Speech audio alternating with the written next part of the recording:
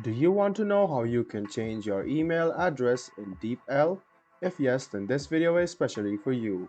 Hello and welcome to AI Basics. It's your host back again with yet another interesting tutorial video.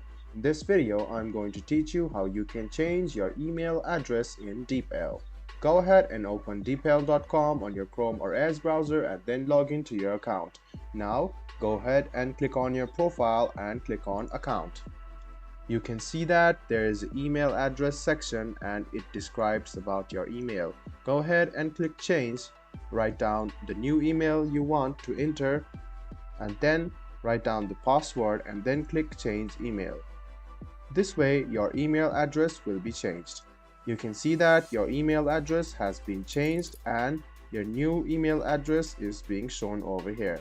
So guys, that was it. That was how you can change your email address. Go ahead and click on profile, go to account. You can see the email, click change. Go ahead and write down the email which you want and then click change email. This way your account details will be changed as well as your email.